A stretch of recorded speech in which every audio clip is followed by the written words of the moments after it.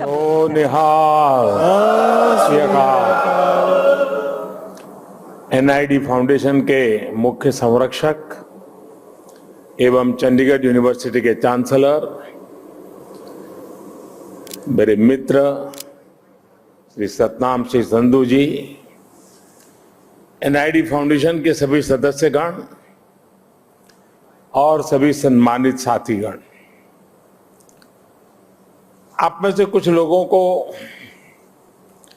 पहले से जानने का, मिलने का अवसर मुझे मिलता रहा है। गुरुद्वारों में जाना, सेवा में समय देना, लंगर पाना, सिख परिवारों के घरों पर रहना, ये मेरे जीवन का एक बहुत बड़ा स्वाभाविक हिस्सा रहा है। यहां प्रधानमंत्री आवास में भी समय समय पर सिख संतों के चरण पढ़ते रहते हैं और ये मेरा बड़ा सौभाग्य रहा है। उनकी संगत का सौभाग्य मुझे अक्सर मिलता रहता है। भाइयों और बहनों, जब मैं किसी विदेश यात्रा पर जाता हूं तो वहां भी जब सिख समाज के साथियों से मिलता हूं तो मन गर्व से भर उठता है। 2015 की मेरी कनाडा यात्रा आप में से कई लोगों को याद होगा और दलाई जी तो मैं मुख्यमंत्री नहीं था तब से जानता हूं। ये कनाडा के लिए 4 दशकों में किसी भारतीय प्रधानमंत्री की पहली स्टैंड एलोन बायलैटरल विजिट थी और मैं केवल ओटावा और टोरंटो ही नहीं गया था। मुझे याद है तब मैंने कहा था कि मैं वैंकूवर जाऊंगा और मैं वहां जाना चाहता हूं। मैं वहां गया, गुरुद्वारा खालसा दीवान में मुझे माथा टेकने का सौभाग्य मिला। संगत के सदस्यों से बहुत अच्छी बातें हुई। इसी तरह 2016 में जब मैं ईरान गया तो वहां भी तेहरान में भाई गंगा सिंह सभा गुरुद्वारा जाने का मुझे सौभाग्य मिला।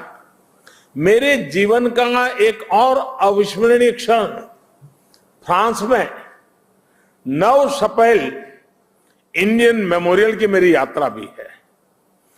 यह मेमोरियल विश्व युद्ध के समय भारतीय सैनिकों के बलिदान के लिए उन्हें श्रद्धांजलि देता है और इनमें भी एक बड़ी संख्या हमारे सिख भाइयों की थी। यह अनुभव इस बात का उदाहरण है कि कैसे हमारे सिख समाज ने भारत और दूसरे देशों के रिश्तों की एक मजबूत कड़ी बनने का काम किया है।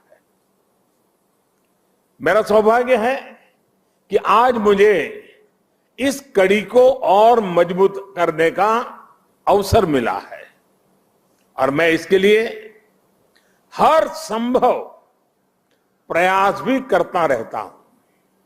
साथियों, हमारे गुरुओं ने हमें साहस और सेवा की सीख दी है।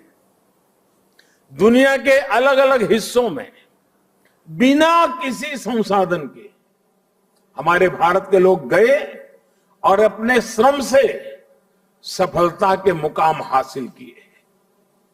यही स्पिरिट आज नए भारत की स्पिरिट बन गई है।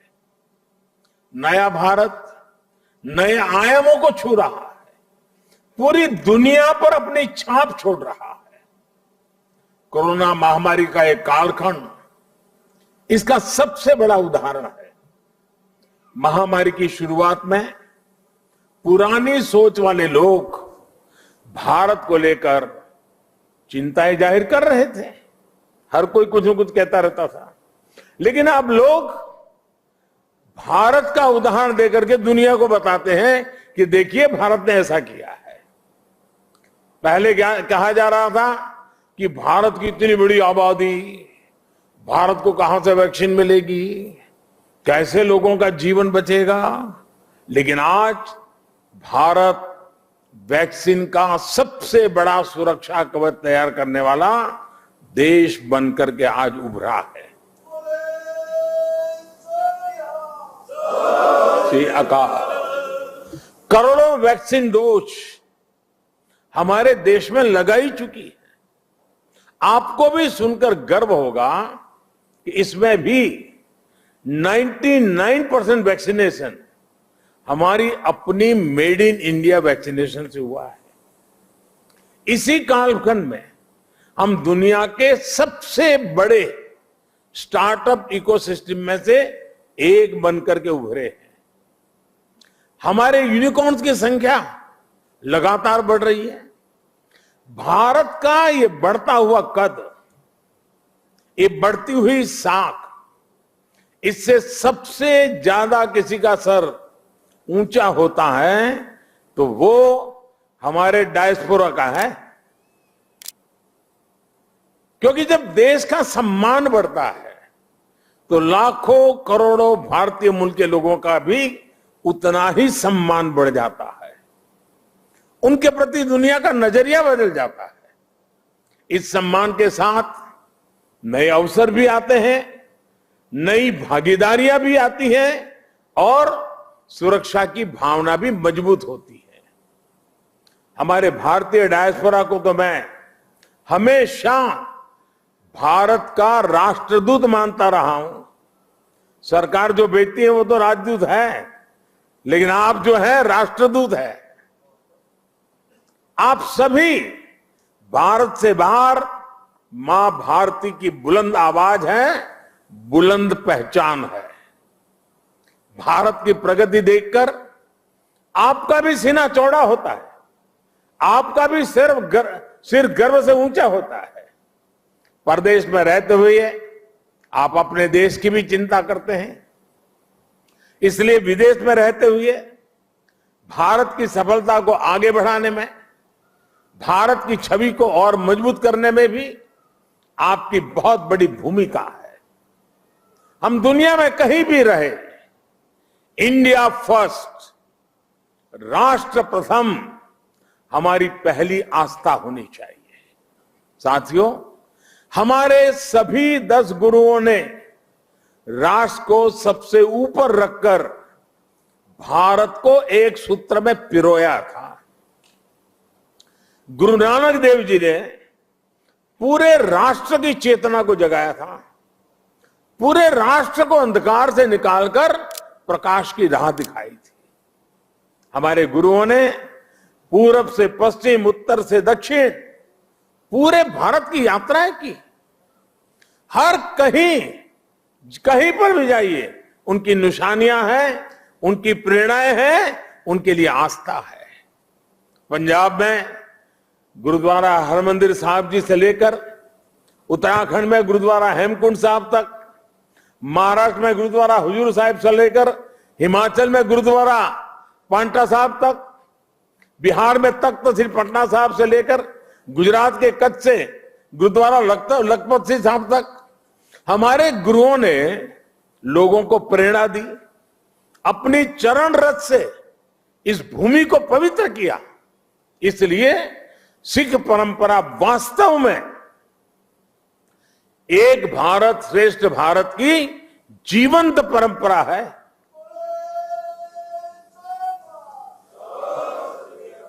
भाई और बहनों, आजादी की लड़ाई में और आजादी के बाद भी सिख समाज का देश के लिए जो योगदान है, उसके लिए पूरा भारत कृतज्ञता अनुभव करता है। महाराजा रणजीत सिंह का योगदान हो, अंग्रेजों के खिलाफ लड़ाई हो या जलियांवाला बाग हो, इनके बिना न भारत का इतिहास पूरा होता है, न हिंदुस्तान पूरा होता है। आज भी सीमा पर खड़े सिख सैनिकों के शौर्य से लेकर देश की अर्थव्यवस्था में सिख समाज की भागीदारी और सिख एनआरआई के योगदान तक, सिख समाज देश के साहस, देश का सामर्थ्य और देश के श्रम का पर्याय बना हुआ है। साथियों, आजादी का अमृत महोत्सव हमारे स्वतंत्रता संग्राम के साथ साथ हमारी संस्कृति और विरासत को सेलिब्रेट करने का भी अवसर है, क्योंकि आजादी के लिए भारत का संघर्ष केवल एक सीमित कालखंड की घटना नहीं है। इसके पीछे हजारों साल की चेतना और आदर्श जुड़ी थी। इसके पीछे आध्यात्मिक मूल्य और कितने ही तप त्याग जुड़े हुए थे। इसलिए आज देश जब एक तरफ आजादी का अमृत महोत्सव मनाता है, तो साथ ही लाल किले पर गुरु तेग बहादुर जी का 400वां प्रकाश पर्व भी मनाता है। श्री अकाल। गुरु तेग बहादुर जी के 400वें प्रकाश पर्व के पहले हमने गुरु नानक देव जी का 550वां प्रकाश पर्व भी पूरी श्रद्धा के साथ देश विदेश में मनाया था। गुरु गोविंद सिंह जी के 350वें प्रकाश पर्व का सौभाग्य भी हमें ही मिला था। साथियों, इसके साथ ही इसी कालखंड में करतारपुर साहिब कॉरिडोर का निर्माण भी हुआ। आज लाखों श्रद्धालुओं को वहां शीश नवाने का सौभाग्य मिल रहा है। लंगर को टैक्स फ्री करने से लेकर हरमिंदर साहब को एफसीआरए की अनुमति तक, गुरुद्वारों के आसपास स्वच्छता बढ़ाने के लेकर उन्हें बेहतर इंफ्रास्ट्रक्चर से जोड़ने तक देश आज हर संभव प्रयास कर रहा है। और मैं सतनाम जी का आभार व्यक्त करता हूं, उन्होंने जिस प्रकार से वीडियो को संकलित करके दिखाया, पता चल सकता है कि पूरी श्रद्धा के साथ हर क्षेत्र में किस प्रकार से काम हुआ है। आप लोगों से समय समय पर जो सुझाव मिलते हैं, आज भी काफी सुझाव मेरे पास आपने दिए हैं। मेरा प्रयास रहता है कि उनके आधार पर देश सेवा के रास्ते पर आगे बढ़ता रहे। साथियों, हमारे गुरुओं के जीवन की जो सबसे बड़ी प्रेरणा है, वो है हमारे कर्तव्यों का बोध। आजादी के अमृत काल में देश भी आज कर्तव्यों को प्राथमिकता देने की बात कर रहा है। सबका साथ, सबका विकास, सबका विश्वास और सबका प्रयास, यही मंत्र हम सबको भारत के उज्जवल भविष्य को सुनिश्चित करता है। एक कर्तव्य केवल हमारे वर्तमान के लिए नहीं है, ये हमारे और हमारे देश के भविष्य के लिए भी है, ये हमारी आने वाली पीढ़ियों के लिए भी है। उदाहरण के तौर पर आज पर्यावरण देश और दुनिया के सामने एक बड़ा संकट है। इसका समाधान भारत की संस्कृति और संस्कारों में है। सिख समाज इसका जीता जागता उदाहरण है। सिख समाज में हम जितनी चिंता पिंड की करते हैं, उतनी ही पर्यावरण और प्लेनेट की भी करते हैं। प्रदूषण के खिलाफ प्रयास हो, कुपोषण से लड़ाई हो, या अपने सांस्कृतिक मूल्यों की रक्षा हो, आप सभी इसी तरह के हर प्रयास से जुड़े नजर आते हैं। इसी श्रृंखला में मेरा आपसे एक आग्रह भी और है। आप जानते हैं कि अमृत महोत्सव में देश ने के सभी जिलों में, यानी हर जिले में 75 अमृत सरोवर का संकल्प लिया है। आप भी अपने पिंडों में अमृत सरोवरों के निर्माण का अभियान चला सकते हैं।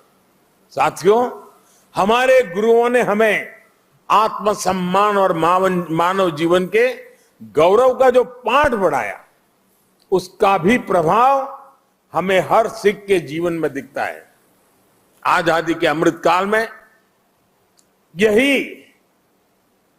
यही देश का भी संकल्प है। हमें आत्मनिर्भर बनना है। गरीब से गरीब व्यक्ति का जीवन बेहतर करना है।